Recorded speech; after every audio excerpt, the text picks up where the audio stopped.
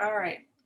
Good morning for those joining today. I'm Jennifer Langley and manage our Southeast chapters for CFO Leadership Council, and really appreciate our panelists being here today to discuss remote working and how to make things better, and hear from the experts here. I'm going to turn it over in just a second to John Stunson, who's our co-chair, and also Jay is our moderator today. So we've got both co-chairs involved, which is fantastic. First thing, I just want to mention that we'll keep the lines muted, but please feel free to, obviously post questions and comments in the chat area, and any questions you have for the panelists, and then we'll open up for discussion at the end of the conversation as well. So John, I'll just turn it over to you. Hi, good morning, everyone. Glad you could join. Wanted to, give a shout out for our steering committee. This is an entire steering committee that's in front of you. Been around for a while, and we certainly get together and try to make this program work for the South Florida chapter. Also want to talk about our upcoming event, December 1st, Tuesday, 8 a.m. to 9:15, restructuring, planning, and forecasting. Got PPP, now what? Make sure you tune in for that one. Special thanks to our sponsors. I believe a few of them are on. I'd like to give them a few minutes to talk. Fifth Third Bank, Oracle, NetSuite, USI, Kaufman and Rawson, and Planful. Tim, did you want to say something? I just wanted to thank you for allowing us to be one of the founding sponsors for this organization. It's been great to be part of working with a group of middle market businesses in South Florida, which is our specialty. So thank you very much. Steve from Planful. Hey, good morning, everybody. Thanks again for the opportunity to participate and support such a great chapter. We're looking forward to a great panel today. If you ever need any help with automating and improving your planning and reporting processes, we'd love to have a chat. Have a great day. Any other sponsors on the line would like to say anything? No? Okay. So we have a virtual 3-day conference, November 11th, 12th, and 13th, the CFO Leadership Council Masterclass. I know Jennifer is working very diligently. She said, I believe we were talking earlier today, she said she had 60 some presentations. Yeah, it's 3 full days of content, so there's about 60 different speakers throughout the course of the 3 days.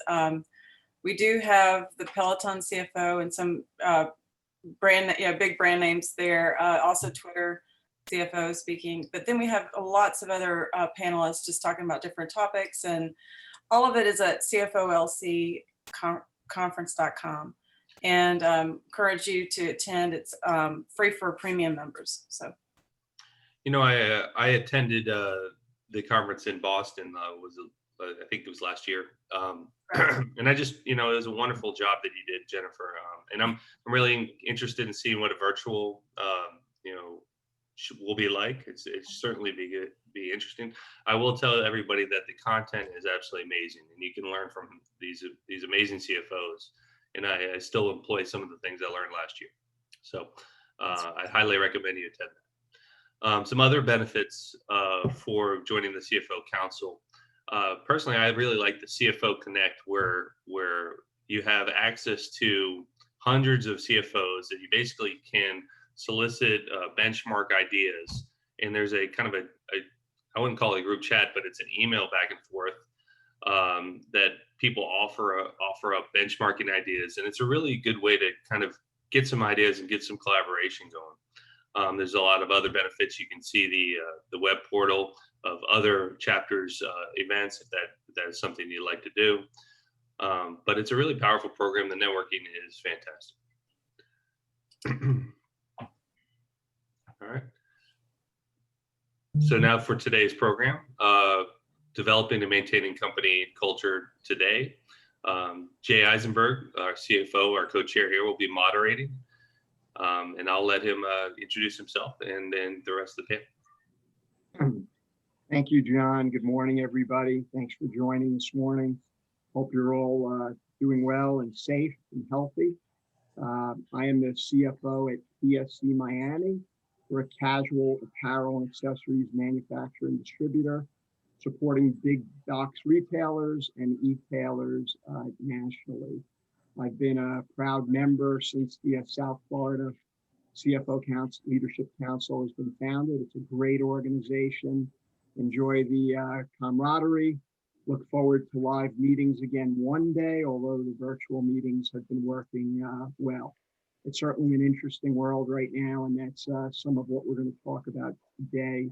So look forward to having this panel with Melissa, Amy, and Joseph. So I'll turn it over first to you, Melissa Duncan, and if you'd like to introduce yourself to the group. Thank you so much for being here today. Yes, thank you, Jay. And good morning to everyone on the call. My name is Melissa Duncan. I am the Vice President of HR and Administration for T1V, which is located in Charlotte, North Carolina. We are a collaboration software company that allows you to work from anywhere, and just very honored to be a part of this panel and excited to talk about culture and company dynamics. Great. And Amy, good morning. Amy Kropp, thank you so much for joining us this morning. Not a problem. My pleasure. My name is Amy Kropp. I have been in human resources for over 25 years in South Florida. I've worked in a variety of industries and am currently Vice President of Human Resources for Ketter. For Ketter, the North American region of Ketter. Ketter is a global manufacturer of plastic consumer products. We also sell to just about every big box retailer that you can think of. We've been considered an essential business as part of through this pandemic. So that has created a lot of unique challenges that I'm sure we'll talk about a little bit today, but thank you for having me. I certainly appreciate the opportunity to speak to all of you. That's great. Thanks for being here. And Joseph Ziegler, my colleague on the CFO Leadership Council. Thanks for joining us, Joseph. My pleasure. Good morning, Jay. Good morning, everybody. Thank you for joining the call today. My name is Joe Ziegler. I'm the CFO at Encompass On-Site. We are in the facility services industry, so it means we take care of people's properties.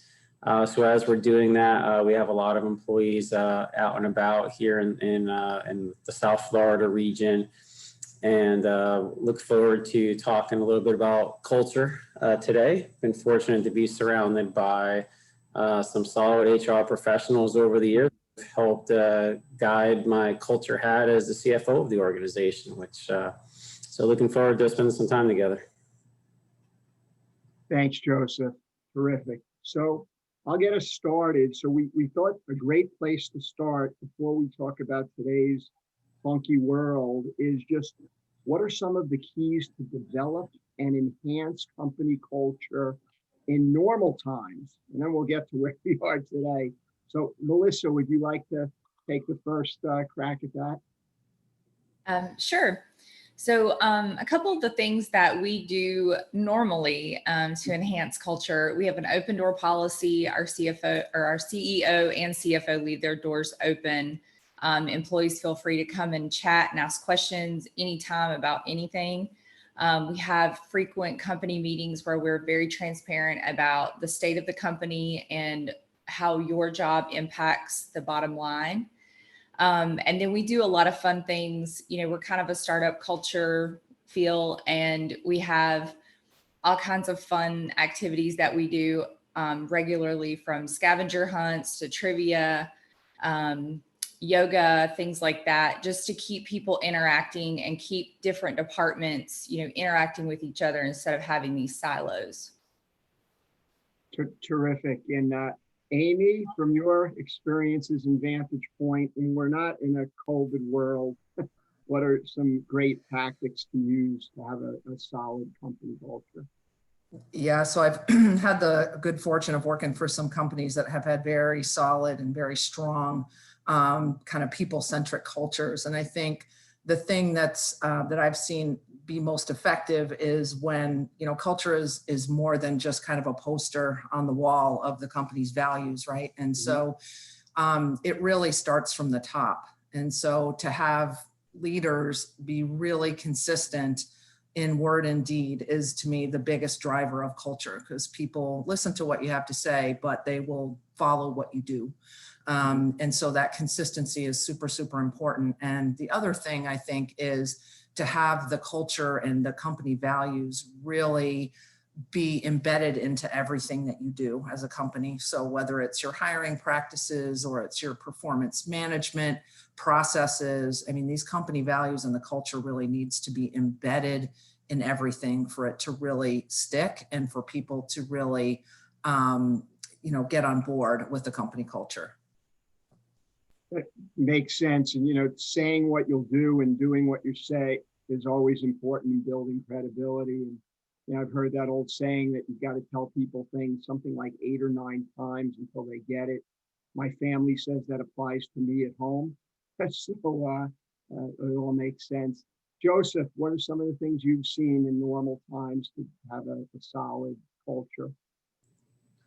Yeah, I would probably just echo what Amy said is really having those core values and sharing those with the employees and making them not just be words on the wall, which is easy, but using them as a lens to make decisions. So for example, one of our core values at Encompass is continuous progress. And so that's just all about every day getting better. And we take that into finding ways to improve processes, to training our employees and really taking an interest in making sure that someone who starts with us as a entry-level employee knows the roadmap and knows the training resources that will be available to them to help them move up the ladder. And when you, as a leadership team, use those values as a lens to make decisions, I think it really helps the employees see how you care about them. That's great, Joe. Thank you. Makes sense. So now transitioning in today's world, and how is maintaining company culture different in today's COVID world? So I'll share my current story for a moment or two, and maybe you can all share your stories and what you're experiencing. So our company, my CEO is wearing me out late February, how this thing is serious. We've got to have our plans in place. And companies here weren't really taking it that seriously. And of course, listened to them. We had a lot of conversations. And I remember for us, the weekend of March 21st, it really blew up. We went into gear with our financial planning. That week, we furloughed hundreds of people. The rest of us were working at half pay for a while. And knock wood, I've been blessed because certainly our business supporting retail went into shutdown. We were able to negotiate shipping with orders and getting them to take it in DCs to keep revenue and to build up our AR, which is how we finance. We did some of that. We looked at short-term tactics, and we have a digital business that's actually that is on fire. So we rerouted equipment that was supposed to go out of the country to here. And fast forward, we've really offered jobs back to just about everybody that was furloughed. The team is back now to full pay. It took a while, but there were a lot of emotional highs and lows. Our office team of about 100 people is still working remote. We've announced that we're going to stay remote at least into 2021 for the office. And then I have the challenge, like Joseph does, is we're production, we're manufacturing. So those folks, I've got 300, 350 people in Miami producing, and we reworked our workflows and invested in air purifiers and hand washing stations and temperature. And we hired a director of health and safety and created processes and paid a company to come in to do the expensive instant result testing. So anybody that was sick, we can pull them out and just try to do everything we can to keep the business going. And I'm blessed. I work with 3 great owners. They're bright. We work well together, and good people on the team. And I'm proud of us. I think we've managed well through this to date. But to quote Billy, my CEO, said, none of us have had any experience in dealing with a pandemic, right? The last one was 100 years ago. So we just rolled up our sleeves and I was working and everybody else like 18 hours a day the first couple of weeks.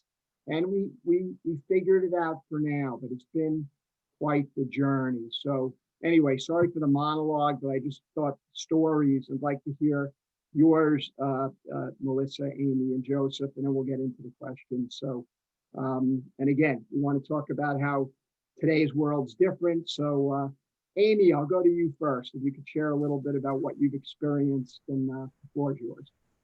Yeah, so a lot of similarities with what you said, Jay, right? So we have 5 manufacturing facilities in the US and Canada. And so, and as well as we have lots of manufacturing facilities globally. So we got to really see what was happening in Europe and become very frightened, right? Like what's going to happen in the US and what do we need to do? And so right around the same time that you experienced, we really kind of just were full 100% COVID. So with our operations leadership, our HR leadership, our EH&S leadership, we really put in place all of our processes and procedures. We furloughed for a very short time. And it was really because of 2 things. One, because of some of the states we operated in. One of the states actually shut us down as you know, just not being an essential producer. And that very quickly turned around because of our retail partners that were demanding that we produce, you know, products for them so that, you know, everybody could stay afloat. So we furloughed due to lack of demand as well as some government requirements. And then within 30 days, we were back and had to figure out how to unwind all of the things that we had done. And that was very challenging. I will definitely say that, you know, the government incentives that were provided to workers made it very, very challenging for us to get people to come back to work. So I don't know if anybody else has experienced that, but I did know, same challenge. Yeah. I mean, I certainly understand that probably helped our on the revenue side, right, for people continuing to buy products. But on the other hand, you know, trying to get folks to come to work when they could make essentially double to stay home just didn't really work out for us. So we still struggle with that today. But I think the core things that we did that were different is we were always communicating regularly with employees. We had monthly communication calls led by our president of North America. We turned those into weekly. So during the height of the pandemic, we were putting these calls together, which is basically all the employees in North America had an opportunity to join this call where we updated folks on everything that we were doing. All the cleaning and sanitizing protocols, all of the social distancing, all of the ways that we changed how people clock in and clock out and take breaks. I mean, I feel like did everything possible to keep employees safe. But we also made a commitment to be even more transparent, right? So as part of one of those culture moves. So when we did have positive COVID cases in our locations, you know, of course, we didn't share any private information or personal information, but we told people, we told all of our employees that we had COVID cases and, you know, how we handled those and, you know, the status of those situations. And I think just the increased communication to the whole team, plus the operations and HR team met every single day to talk about protocols, what we were learning. To your point, Jay, none of us have ever experienced this before. We were learning on the fly.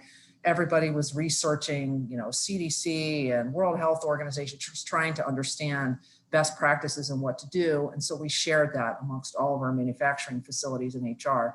We met twice a day, every day, including weekends for, I don't know, a good 4 months. And we still meet, we just don't meet exactly on that schedule anymore because we've, you know, certainly figured a lot of things out in these 8 months. But so I think the increased in communication and collaboration between people to share what we knew and what was going on, as well as the kind of increased transparency are kind of the 2 things that I think really stand out that we did. That's great, Amy. Sounds like you and your organization did a fantastic job. Joseph, want to share your story? Sure. You know, so for us, being in the facility services, a lot of our customers were still active. So we were considered an essential business, similar to these. And so our mission just really went first to safety. So it was, our customers needed us to be there to provide services because they needed to keep their employees and their customers safe. We focus a lot on healthcare. So our employees in a lot of cases were right there on the front lines as well. So although it's amazing the things that the doctors and the nurses do to take care of patients, in some cases, for example, one of our clients or customers is Cleveland Clinic and Jackson Memorial and Memorial Health. So our employees are right there in the buildings, in the room where COVID is. So we were scrambling to make sure we had the right PPE to take care of them. We had the right procedures. We had the right chemicals. So it was, since we were already in healthcare, we already knew a lot about infection disease and infection control. So that was helpful. We already had a knowledge base. It was just learning some of the nuances. So for us, it was just showing the employees that we care about them and we were going to keep them safe. And if they did not feel safe, we would move them to another location because some employees unfortunately had illnesses themselves or young children at home or elderly parents they cared for. So they wanted to work, they wanted to put their Encompass uniform on and go out and take care of our customers, but they were scared. So we said, okay, we'll move you to site A, we'll move you to site B. There were some other employees who were interested in being part of that because they really felt like they were providing a service to the local community. So it was really great to see the leadership team come together and the employees really rise up and they were proud of the service that they provided. And it all just came down to making them feel safe as a first step in that journey. Thanks, Joseph. Wow, that's something. So your employees, I didn't think about that. They were literally in the war zone. That's it's about as scary as it can get. Absolutely. Amazing. Melissa?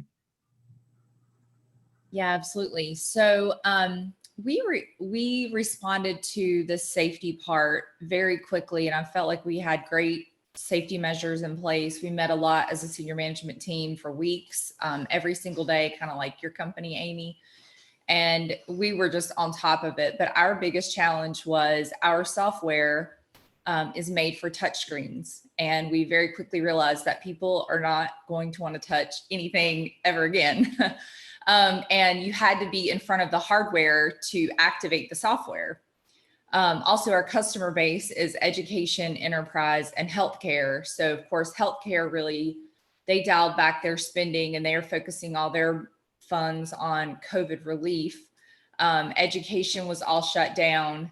But the lucky part is our team is nimble enough they were able to rewrite the software completely and make it 100% remote capable very quickly. And I know they put in tons and tons of hours, but what it allowed us to do now that schools have kind of started doing remote learning, it plays into that. So now we have almost like a new product for that market. But I'm not going to lie, we had some panic moments in the beginning because we're like, this is what we do, and this is just not going to work. Some of the research was saying that touchscreens are going to be the #1 extinct thing after 2020. So I'm very grateful that our team kind of came together, people from different parts of the organization, not just software developers. We all sat in a room together and it's like, okay, what are your ideas? What have you seen at customer sites? What can we do as a company to survive, really? And we were able to become closer as a group, through that exercise. Right, cool. It was scary for all of us, and definitely cool heads prevail. And working as a team, that's what you have to do. What Amy talked about making sure that the employees know that you care. There's a great HR saying that people don't care what you know until they know that you care. And I, for one, think that's very true. Once employees know you really care about them, then they'll care about the rest. So, and by the way, everybody, Melissa's company recently won an award for being one of the best places to work. So congratulations on that, Melissa. I'm going to stay with you for a moment. So We all shared our stories. Now let's talk about what's different today in maintaining a solid culture into the COVID world versus pre-COVID world. So I'll stay with you first, Melissa, and we'll move across. Sure. I think one of the differences is the amount. We've always been a transparent organization, but now the amount of transparency, the frequency of meetings, it's not we're waiting till the end of the quarter to tell you if you're going to have a job or not. We also didn't wait till everything fell apart to say, oh, we make software that powers touchscreens, we give up. We've been very open and honest and asking our employees for guidance instead of being more of like a top-down organization. Here's where we're going. This is what we're going to do. Now we're asking our people, where do you see this going? How can we improve? And we have just much more of a different approach to our product, I think, than we did before. And I will also say, we have had to furlough some people, not very many. And we did do, a small pay cut for a short amount of time. But when we did that pay cut, no one came and asked me, when am I going to get my pay back? They were like, when can I get my coworker back? When is my friend going to come back to work? Right. So I've just seen more of a human side to everyone more than just, it's all about me. And that's really the biggest change that I've seen. And it's been wonderful to see. That's great. I've seen some of the same at my company. People were just here we're paying them half pay, and they were so appreciative. And I think they really believed we were doing the best that we can. We shared privately when we talked last week. I did have an element of, we didn't meet probably with the broad group as much as we can, because I wanted to have all the answers to the questions that I didn't have, like when people are going to get their jobs back or more money.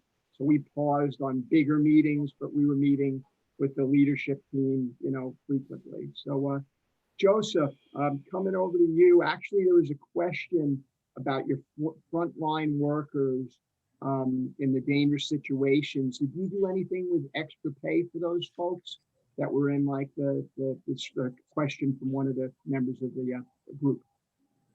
Yeah, we did. We talked a lot about that because we did want to reward the employees for putting themselves in harm's way, and it created some complications for them at home because they felt like they had the proper training and PPE, the protective equipment when they were working at these hospital sites, but then they were concerned, like, what do I have to do when I get home?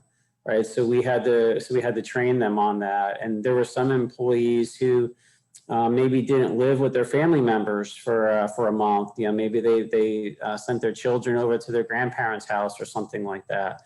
But we also didn't want, it was kind of an interesting conversation because we wanted to reward them, but we also didn't want to pay people extra to put them in harm's way to convince them to, hey, you can make $12 an hour here, but you can make $15 an hour if you go here, because then we felt like we were putting a value on a potential life or healthy situation. So we had a lot of internal struggles. Mm-hmm. So we decided though to give a couple of $1 an hour raise / kind of temporary bonus to these employees.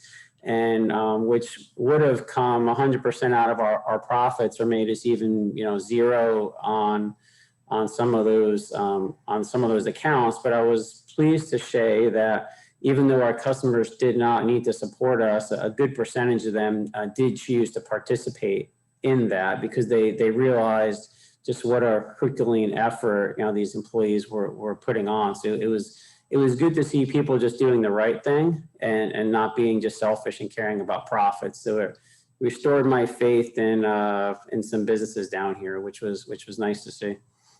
That is great to hear. And Amy, on our point earlier of having a hard time hiring people, we have raised the pay for those frontline workers in our world. We're also using temp agencies, and it is still a struggle, just to add on to what you said. So how about you, Amy, in terms of, company culture and the awesome things you were doing? How is it different today? Yeah, I think one of the things that we really learned throughout this was how much we could learn from one another. Our manufacturing plants previous to COVID really operated quite independently from each other. They're in different states, they produce different products, and we're always kind of just managing kind of their daily production, et cetera. And now, because of COVID and all of the interactions, I mean, they're quite collaborative, and they have built relationships with one another that they might not have had otherwise. And I think that is one of the huge benefits is we have learned so much, we share that learning, and we're able to collaborate in a much different way before. I think one of the other things that really helped us from just a whole culture perspective is we actually developed a face shield. It's not a product that we normally made, but we have the tooling and the plastics engineering and things like that. So they created this face shield, and we actually produced it in 2 of our plants in Toronto as well as out in Indiana. And we donated those face shields out to frontline workers, hospitals, nursing homes, whoever wanted them in the local community. And I would say that gave the employees like a lot of pride. I mean, yes, it was challenging to get people to return to work despite all of the things that we were doing to keep everybody safe. That I think really helped people because they were able to, say, I made this product that's being donated and it's helping those frontline workers. And it was actually pretty significant, I think. Of course, local news stories picked these things up and people had a real sense of pride about working for our organization. So it's one of those things that stuck out for me. Wow, that's pretty powerful. That's great. It's great. I can imagine how the employees should feel proud of that. It's a big deal. Melissa, moving over to you, changing questions now. So what are some of the best behaviors you see, and what are some things you see that are not as effective, so we can all learn how to behave? I would say as far as best behaviors, like I mentioned, people really just caring about their coworkers and being there for one another has been great. And not that they weren't before, but I think it's just more of COVID's really been like a magnifier, and it's just become more visible how much each person cares about their coworker. I would say some of the not so great. I've had a couple people really struggle with not just COVID, but life still happening. Maybe their wife is sick or the political climate is really getting to them. There's been a lot of other things going on, other than COVID. And I've seen people really check out. We had one employee, and because everyone's remote, it's hard to keep, a sense of how everyone's doing. I don't see everybody every day. So we had one employee that just kind of stopped coming to meetings and kind of, disappeared a little bit. And I had no idea. So about 3 days later, I found out, and I reached out to that person, and they're like, "Oh, I'm struggling. I haven't left my house one time since March. I'm afraid for my life." So just working with each person, even if they don't feel comfortable, volunteering that information has been a real challenge. And that's behavior that's not typical of that person or really anybody on our teams. Right. It just shows that somehow, some way, you got to check in with people and just see how they're doing, beyond their tasks for work. And right. You can hear in somebody's voice in there, even if you can't see them, you can tell when somebody's off. It's usually when they're having a problem. It's usually pretty obvious. Yeah. And just asking, "Hey, are you okay?" Amy, what's your take on that? Yeah, I would definitely agree with that. I mean, certainly the level of collaboration that has happened, communication, I think, there's been a concerted effort to keep people in the know, to give them that little level of comfort about, what the business is doing. And, all of that has been great. I think on the downside, some of the behaviors, it's just, I think when you inject a certain level of stress into anyone's life, they just can behave in different ways. And I think everybody, when I talk to people and they say, you know, my parent is ill, or I've got to be working with my child because they're not going to school. I mean, it's just, you know, of course, the political environment is a big enough stressor all on its own. So you've got all of these forces kind of coming in, and it can impact people in different ways.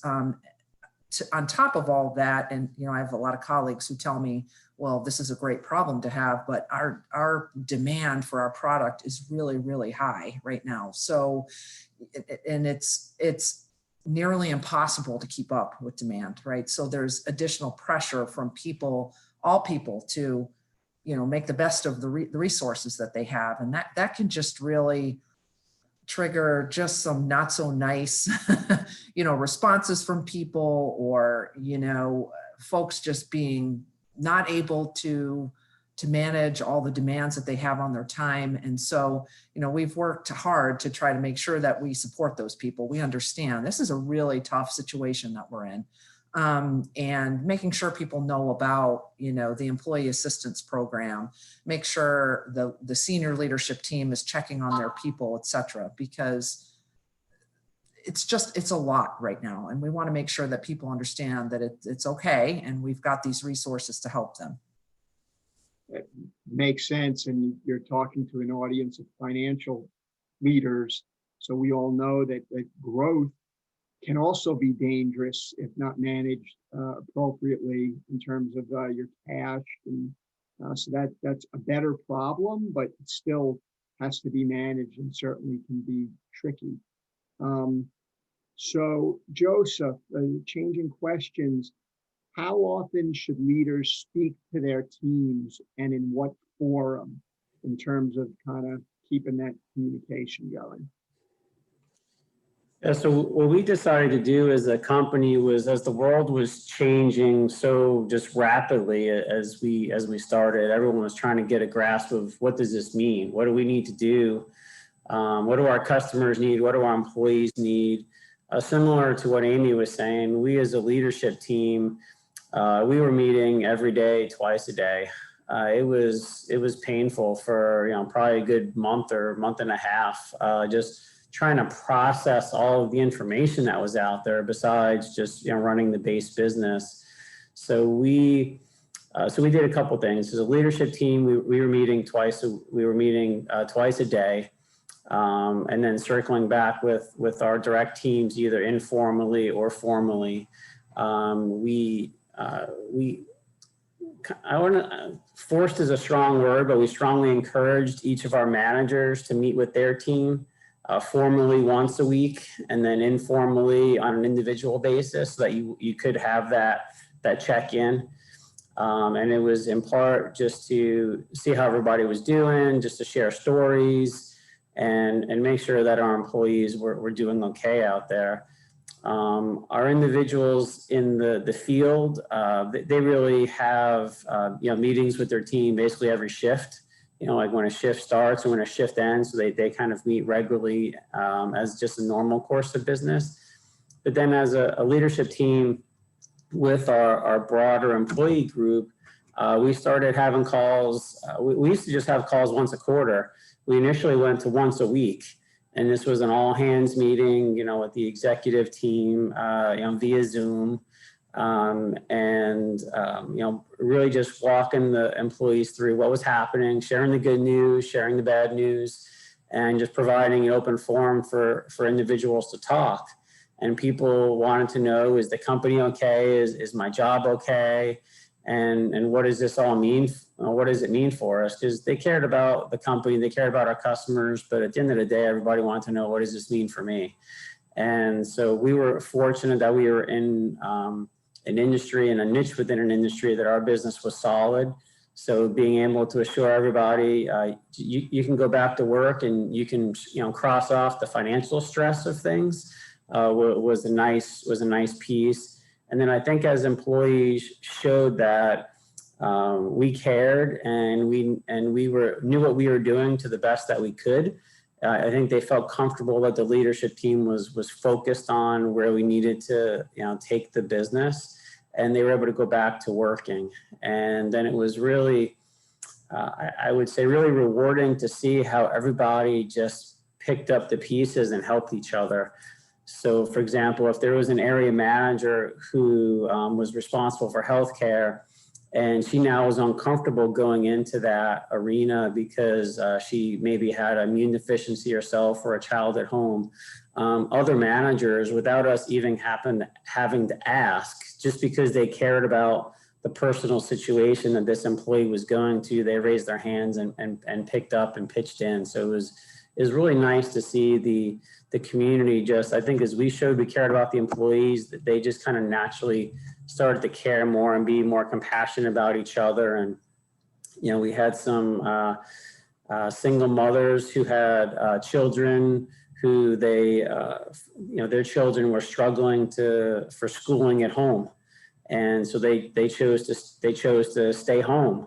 So we, in some cases, developed like a community fund, if you will, where we were like raising, like the company put aside an amount of money, employee donations, and then we matched the donations, and it was people just sharing stories about, because you sometimes wouldn't hear these things because they're very personal. No one wants to share that a family's struggling and they can't eat, or their husband lost their job. And I think it really helped the company become a lot more compassionate, you know, to each of the individual employees, as opposed to what does this just mean for me?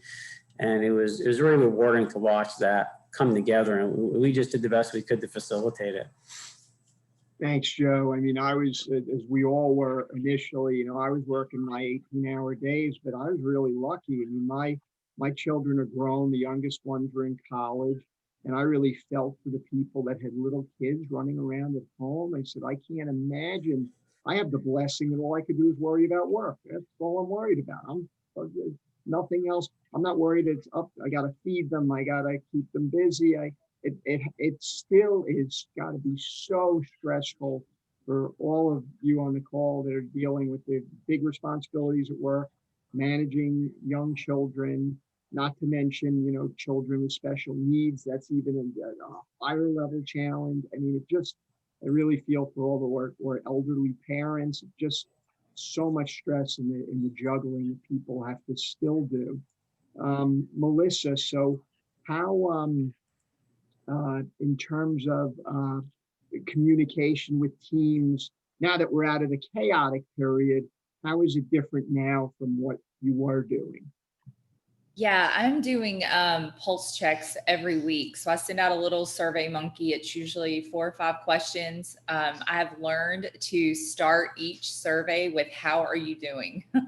because that was something I really wasn't asking. I'm like, oh, what ideas do you have and what's on your mind? But I never really asked, you know, how are you doing? And I give people a sliding scale from 0 to 100. And if they answer below about a 65, I'm going to reach out to them and say, what's going on? Is there anything I can do to support you?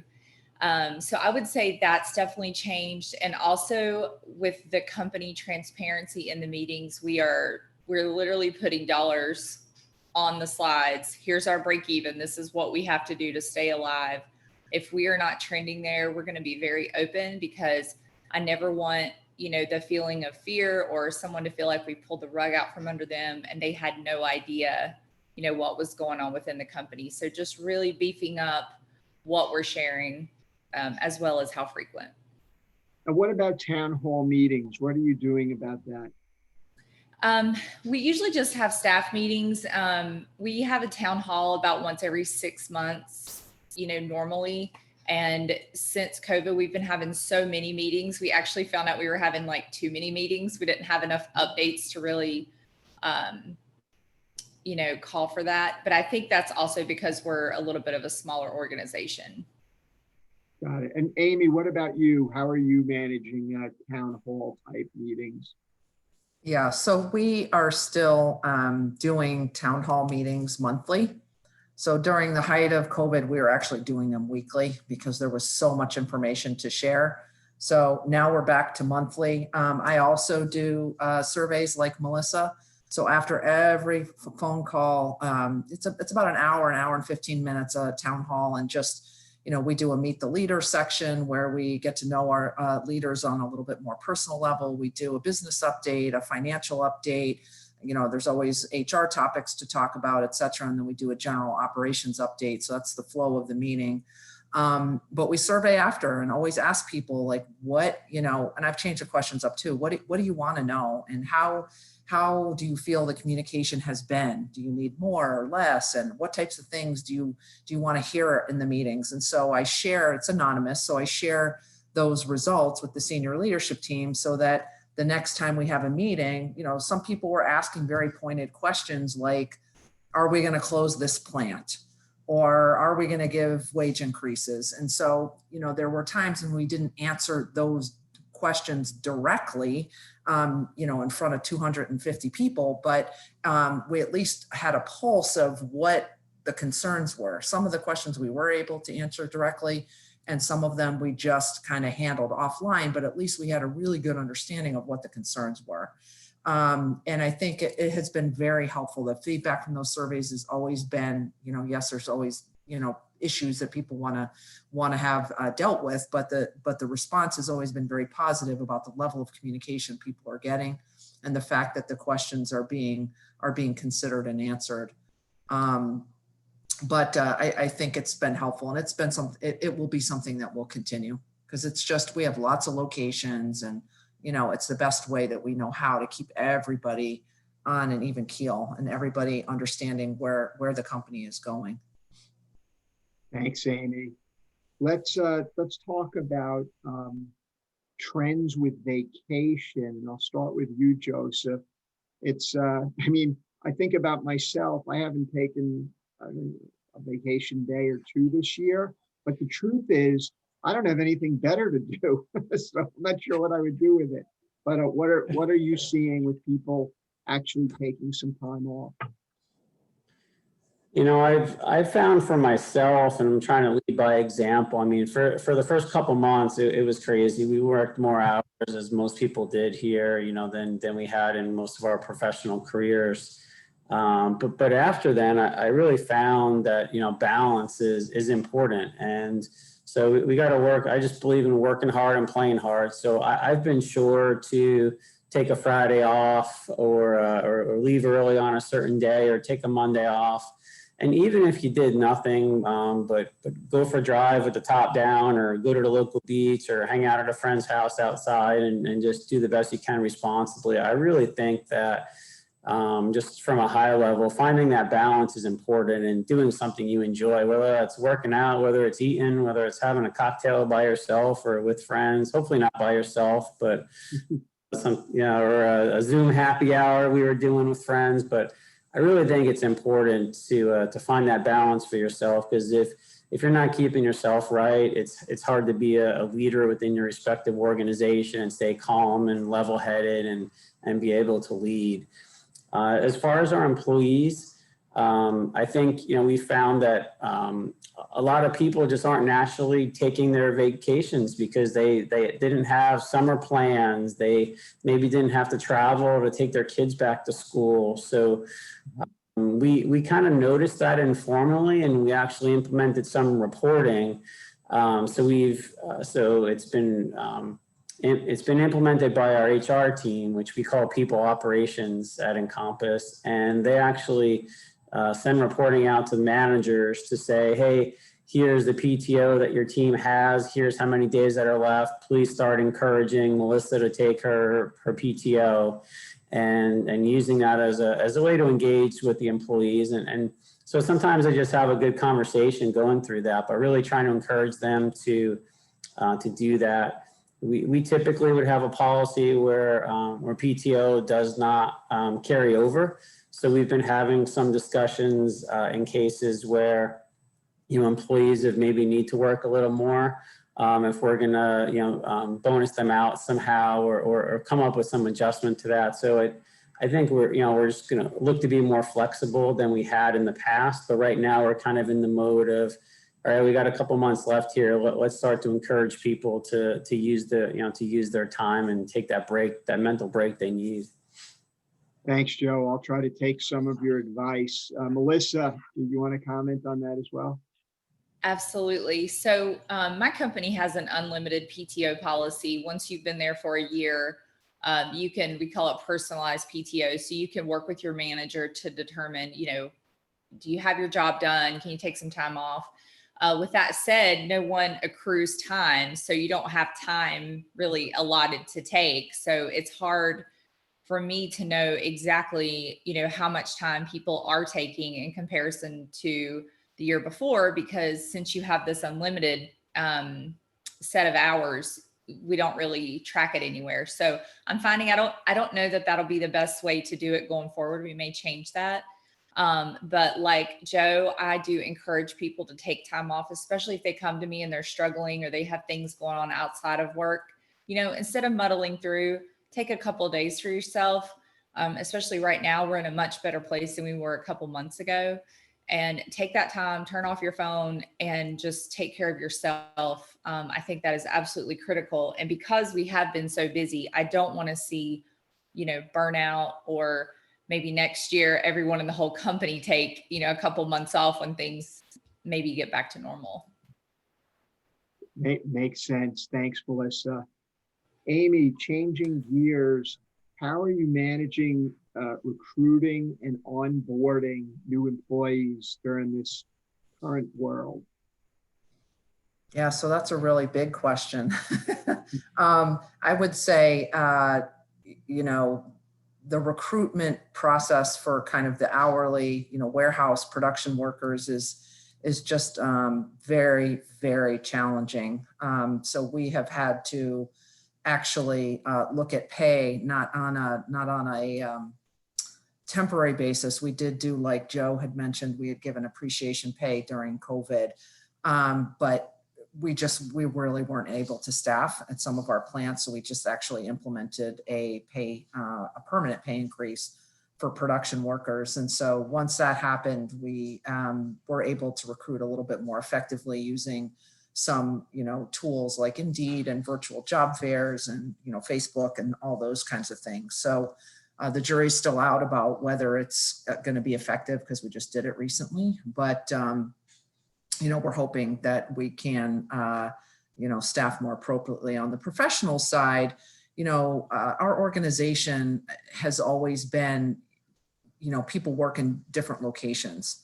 So the remote working is really not so different for a lot of people. I have teams of people that, like, for example, our CFO is here in South Florida, but like her whole AR team is in Indiana, and her, AP team is in another location. So you've got people that are really accustomed to dealing with these, associates in different locations.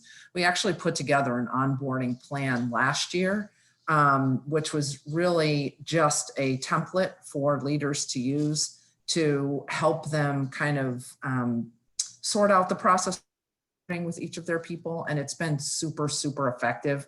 That was thankfully, that was something we did last year before COVID started. So we have a nice template that we can give the leaders, and it walks them through the process of onboarding, which includes, informational links to different things about Keter, about HR policies and practices, and also gives them an opportunity to really put structure in place around onboarding, which we really didn't have before. And it's been very helpful, because it's challenging to start work and work remotely. Right? I mean, you have to kind of do more of everything with a remote person, more communication, more structure around onboarding, kind of more, I think, high touch sort of leadership to make it most effective. So that's one thing that we did. I have one of my daughters. So first of all, I've hired two. It's very different when you're talking about warehouse employees. We're dealing with that challenge, very challenging. And I've personally hired for my team 2 people in the last couple of months, and the interviewing on Zoom was fine. Onboarding a little challenging, but one of my daughters is started a full-time job. She was supposed to be in Manhattan. She's at my living room table. It's going. She's an actuary. It's going to working for an insurance consulting firm. It's actually going pretty well for her. She's pretty diligent, but she's here and she's not meeting people. And I kind of check in with her, and they've had some check-ins with her, and they've done a thing where they all cooked a meal together. I think her company's done a reasonably good job, but got to be bizarre, being new to a company and not having ever physically met anybody. You know, I'm not from a lot of remote companies today, but that was not my experience through my career. Joseph, you had some good points about dealing with recruiting in this world. Yeah, it was interesting. I think, similar to others were saying, it was really different depending on whether we were recruiting hourly employees for the field or corporate office employees. So it was interesting. So I actually had to complete an accounting manager search. Our accounting manager had been with us a long time, was just looking for something different, and decided to move on. And I actually found it kind of quite enjoyable to recruit through Zoom. It was a lot easier to, I think a side benefit was it was easier to schedule time, because a lot of times in the past, if somebody was actively working, you had to meet them at 7 or 8 in the morning, or scoot out on a quick lunch hour, or meet them at 6, 7 o'clock at night. And now people were able to, take interviews during the middle of the day, which maybe their employer wouldn't have been happy, but since they were working from home and on Zoom, and with the scheduling was easier.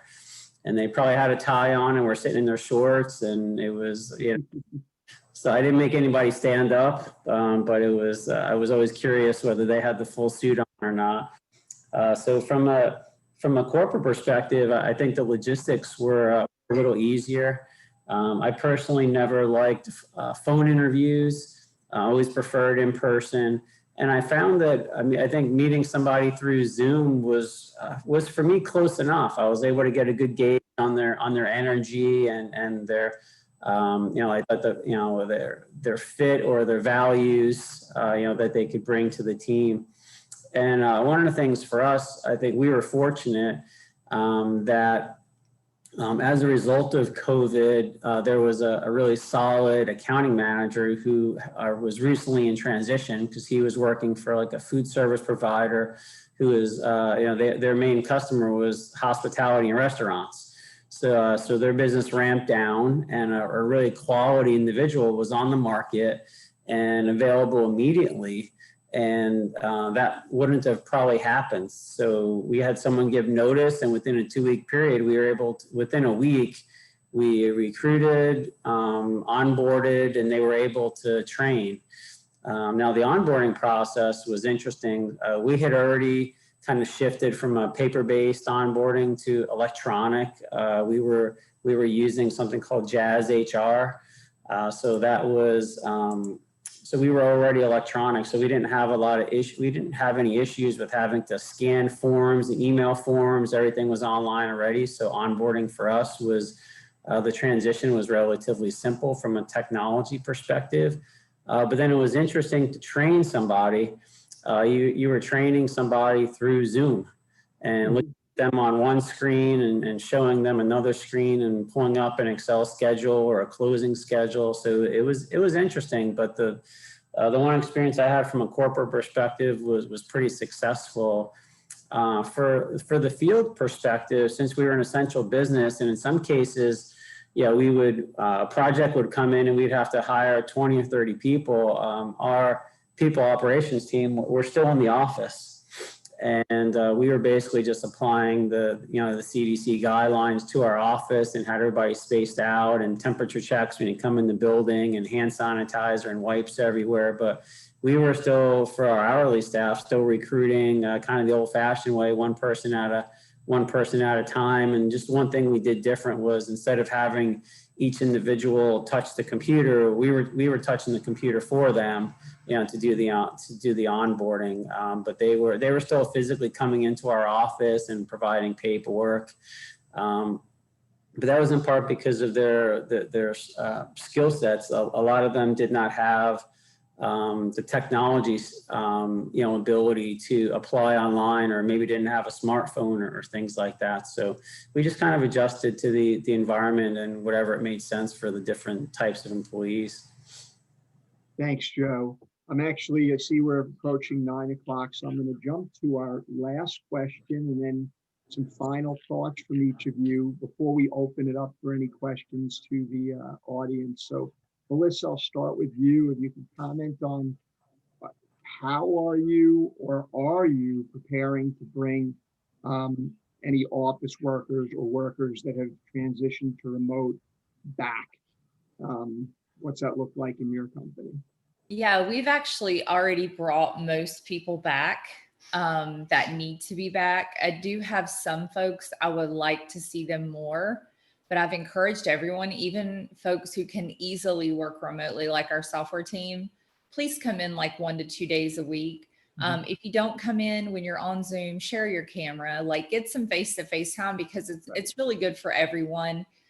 We had a little event last week called Fall Fest. It was very low key and simple, but I just, I ordered a couple pizzas and I had people hanging out outside and playing bocce ball and cornhole.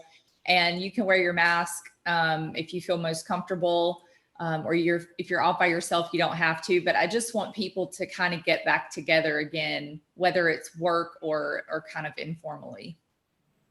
Thanks, Melissa. And how about for you, Amy? So it kind of varies because we've got lots of locations and we've always kind of first and foremost followed the local guidelines, like for example, right now we have a large facility in Toronto, outside of Toronto, and their government has actually started reversing some of the opening plans because of the resurgence in cases and things like that. So we've always, obviously the folks that work in production, they have to, there is no remote option for them. So those, and we are an essential provider. So we, have people working in our plants. For those that can work remotely, we are still allowing that, where the government, local government is still in favor of that. What I would say also is that we've been very flexible with people that have special circumstances. So like was mentioned earlier, even if the local government is saying, full opening, remote work is no longer being kind of an option out there that's being pushed by employers, like we're still, if somebody has a personal health condition or a childcare issue, or they have a parent, or just really anything, we deal with those situations one-off, and we've been very flexible, which does also create some issues sometimes in the workplace, right? When people say, how come Mary isn't coming to work and I have to? And so we have to be very delicate with those situations. But we have just felt like through this entire thing that flexibility and doing what each person needs has been the most effective. We don't plan to return our office in Boca until probably January at the earliest, just because of the situation in South Florida. We're the same with the office. We said definitely not this year. We've made that declaration, and we haven't set a timeline for the office for next year. And I've gone in a handful of times, picked things up, dropped things off, and my boss, says to me, "Hey, you really don't need to go in." And if I go in, he knows I'm there. He says, "You're not walking through that warehouse." So I appreciate that he wants me healthy, selfishly. Also, he cares about me, but he doesn't want to be without the role. And Joseph, what are you guys doing with, obviously your field people like mine, like Amy's, they're there, but the office folks, what are you planning or not planning to do? Yes, we've had kind of a hybrid strategy. So our people operations team, they've largely been in the office the whole time. The other kind of corporate or support functions, we've largely been working from home. Really just over the past month, we've started to encourage people to come back on a limited basis. Our corporate office is relatively small. There's between 25 and 30 people rotating in and out. Most of our environment there is smaller offices as opposed to larger cubicles, areas. So being in the facility services space, we've made different adjustments that we needed to, as far as opening and closing doors and having hand sanitizer and wipes and things like that. And we're actually, using like the disinfecting, like the electrostatic sprays. We're fortunate we have those machines So we have one of our employees doing that at night. So we've done the things that we should do to make the office environment as safe as possible. So we're starting to come back into the office. Like me personally, I'm working in the office 2 or 3 days a week. It's been interesting because initially you had some people begging, like, I want to come back to the office, please. And now they've, 3, 4, 5 months from working from home, they're actually really enjoying the home environment and asking, okay, I know you're starting to encourage me to come back. Can I stay home? So we've had to have some of those discussions as well. And similarly to what Amy said, why am I back and why can this person stay home?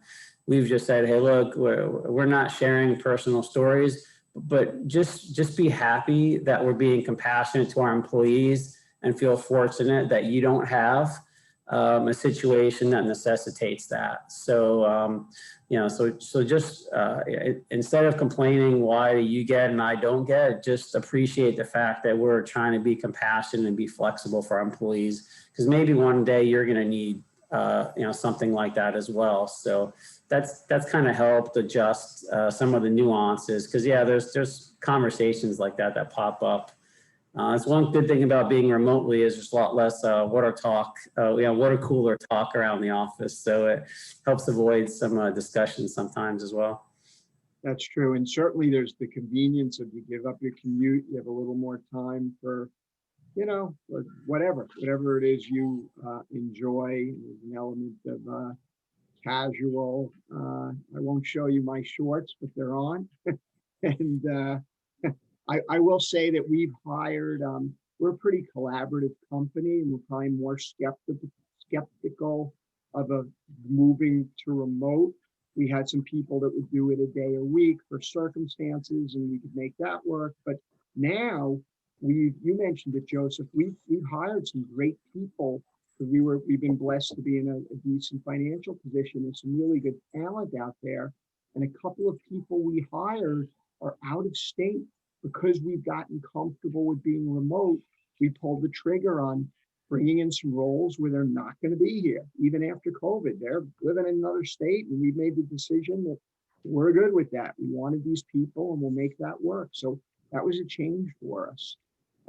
There is an anonymous question about getting people back together, really about the size of meetings. So if you are back live in an office, how are you managing? We have a big, beautiful conference room that's relatively new, and now it's going to be less used even when we're back. What are you all? Well, we haven't even figured that out yet, so I don't even have an answer from my company. But have any of you figured out size of meetings? Melissa, you're nodding. What are your thoughts there? Yeah, we actually did density tests on our room, and I went in with the tape measure, and I'm like, okay, how many people can reasonably socially distance themselves in these rooms? So every room has a number on it. And if you get above that number, we just ask that everyone else attend the meeting remotely. Sorry, the train's going by. So even if you sit at your desk and Zoom in, or you go to another conference room, we don't want all these people piled in each conference room, even though we have the air filters and we have the MER filters and all these things. Like, it's just not really sensible. So our senior management team, we usually meet in a certain conference room that has a max of 6, and there are 7 of us. So every week we kind of agree that one person will be remote or 2 people, so that we're either not split up or having to wear a mask the entire time and try to talk that way. I have, thank you for that. That sounds like a good approach. I've also been talking to vendors and suppliers and just all the folks in my business. I found that most companies have been pretty flexible on, we'll bring people back, but it doesn't have to be every day. I did speak to a supplier where the leadership team mandated, and this was a CFO I'm talking to, so he was part of the leadership team, but basically his boss, the CEO, said, we're all coming back 5 days a week. By the way, this was over a month ago, and he wasn't happy about it. And he told me privately, nobody there was happy about it. So it was just, that was an interesting approach, and they shall remain nameless. Anyway, So I'll open this up to the audience. You can either through chat or I guess through chat, we can unmute you. Let us know, are there any other questions?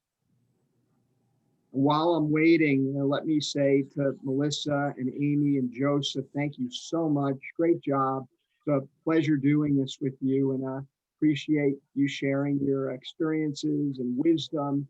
It really sounds like the three of you and your organizations have done a fantastic job during a very challenging time. So hats off to you for that, and keep up the good work. Jennifer, any questions? I don't see any. I think it was a great discussion. Thank you so much for being here and speaking today. And Amy even had a crazy flight last night and made it this morning. I appreciate you sharing with our group today. If anybody has any last minute questions, speak now. Come on. But no, I think it was a thorough discussion. It's funny how this is ongoing, right? I mean, you know, even for me, I don't know about you guys, but my kids were supposed to go back to school, and then they've changed their mind, and now they're not going back to January. And it's just, you know, we'll see how long this is going to go. You know, when we started all this, we thought it was going to be a couple of weeks, right? So, hey, Steve, I see you're on too. I would just like to say that it is a great discussion, and I think it helps just to talk things out. Like everybody, I think everyone is just waiting for the day when we can put all this behind us. And it may be a long time before that's finally really behind us. Yeah. And one of the things that I have personally learned is that everybody has been touched by this. I mean, with more than 200,000 people having passed away from the virus, it touches everybody in some way, you know, directly or indirectly. And we all know people who've had real challenges out of this. It almost makes you feel guilty if you don't have something bad happen to you when things, you know, have affected people's jobs and their lives and their families and everything else. So just trying to hold it all together and be a good citizen, I think is important. And, you know, thanks to the panel and for everybody for the great discussion today. Thanks for your support, Steve. Appreciate it. All right, everybody. I hope you have a great rest of your day. Thank you so much for being here. Melissa, Thank you. Amy. Thank you Thanks, for everybody. always Great job. being amazing. Everybody have a good day. Be safe. Thank you.